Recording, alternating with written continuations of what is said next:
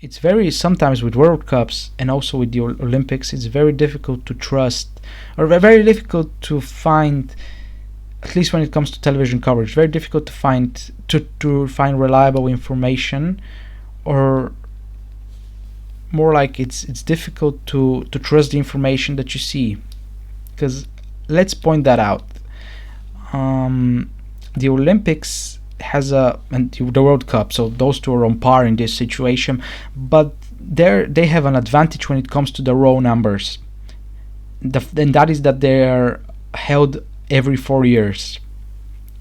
The raw numbers are going to show that the Olympics are 5, 6, 7 times, or the World Cup, more watched than the Premier League or than the NFL. But the fact of the matter is that the NFL and the Premier League generate a lot more money. So it clearly suggests that there is some anticipation building up to those events that makes those numbers very high, and the numbers are high to the extent where they wouldn't be near that in any way had those games been held every week over the course of 8 months, 7 months, 6 months, something like that. Another thing is, when you sometimes you see ratings, you see viewership numbers, but because you aren't a person who's inside the industry, you cannot really assess whether they live up to the expectations of the network, of the broadcasting company. Of course, since you don't know jack about ad revenues and how those ad revenues are distributed, you cannot know whether they made a profit, and that's not really something that's covered. I remember this being covered just once. This was when the Premier League streamed some games on Amazon Prime, was it? No, on pay-per-view. They streamed it on pay-per-view. They failed to make a profit, from my memory. We talked about this on the show, one of the older episodes. Make sure to go back and listen to that. But apart from that, it's not covered a lot. But still, you can draw some conclusions from the fact that this television company, especially if the television company is part of a wider corporation that has other types of services.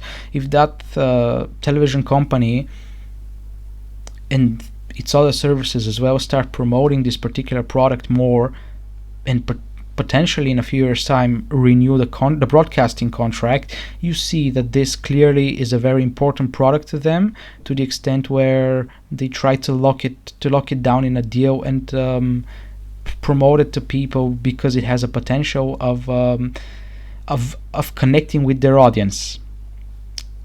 The problem with the Olympics and the World Cups, and maybe there are some other events that I'm forgetting at the moment, but it's mostly those two. In most countries, those events are broadcast by state-owned media companies. One thing I said this, I think I'm gonna say it now.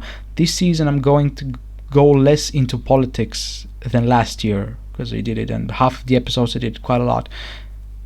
But this is not politics. This is just facts. This is just truth, and the truth is that one thing we know about any government enterprise or any government agency is that because they don't have to please their customers to earn money, they don't push themselves hard enough, and the result is that the product lacks quantity, it lacks appeal to people, and that's why the government television companies are in efficiency, and sometimes in the raw numbers they are behind by a lot as compared to the private networks. For example, in Bulgaria, the two big private networks, BNT and Nova, average around 6 times higher ratings than the government company BNT. We're gonna mention things about BNT in a bit.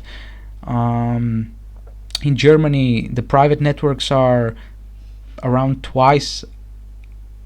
have twice as higher viewership amongst the key demos, that is 18 to 49 demographic, then ARD and ZDF, and the MPO and the RTL here in the Netherlands have around a similar market share, although one of those companies finances itself by taking away from the taxpayers. And when you take away money with taxation, you have to take them from ultimately from companies and industries where there is a demand, industries whose product or services are of some benefit to people. And you take away benefits and you put those money into something that apparently is not a benefit at all, because if it was benefit, there would be people who would voluntarily invest their money. If BNT was a well-run media company, they wouldn't. If BNT was a well-run media company, they wouldn't be run with taxpayer money, because there would be investors who would want to invest in a media company that's run in that very way. But that's not the case. BNT is given tax money. They don't have to provide a good output to earn those money. And the fact of the matter is, the result is that the quality lacks chronically.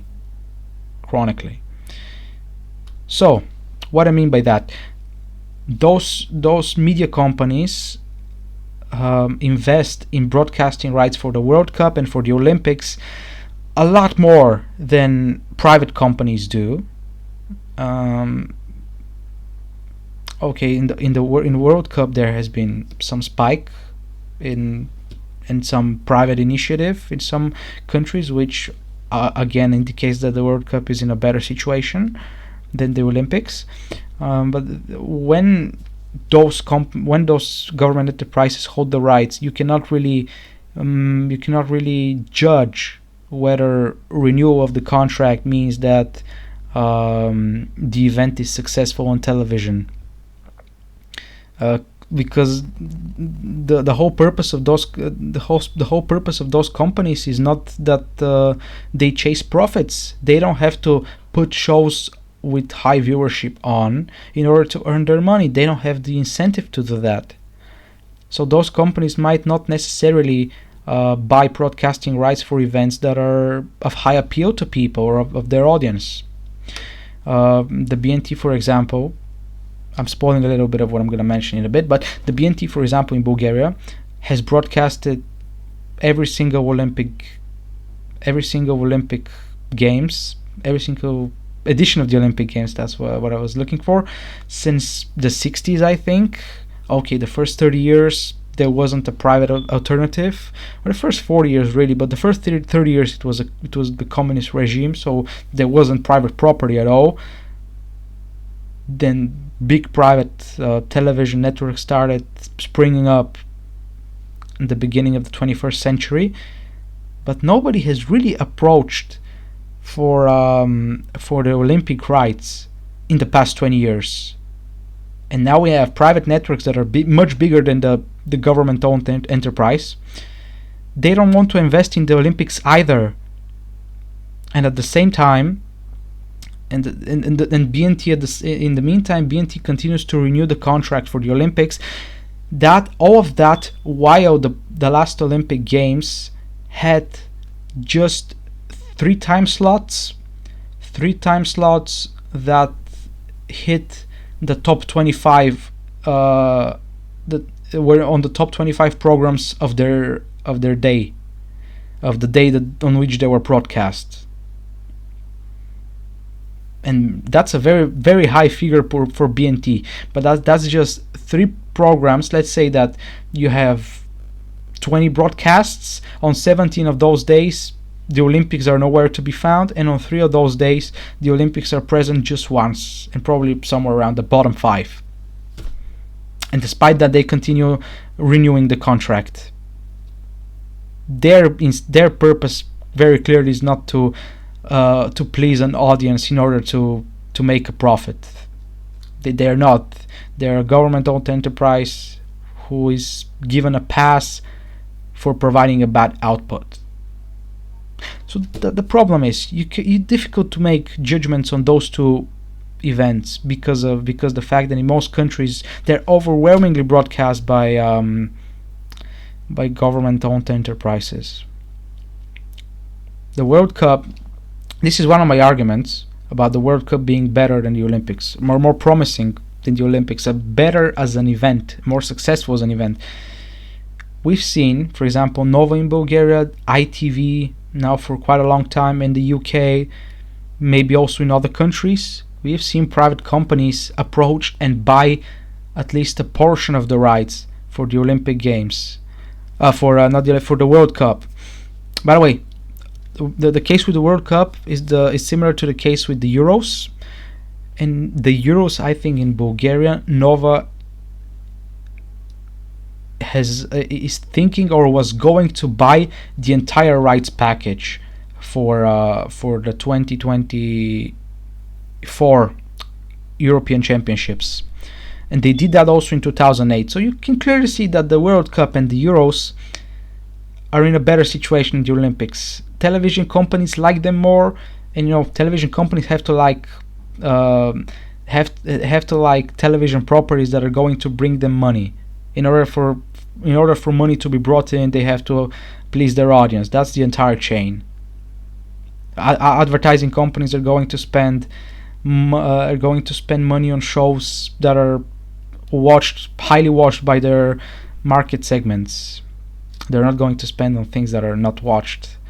And that way the television company has the incentive to invest in television properties that have high viewership, that have the potential with this high viewership to appease the advertisers. And if they do that, the advertisers give them a lot of money. And that's the case with all television companies except for the government owned enterprises.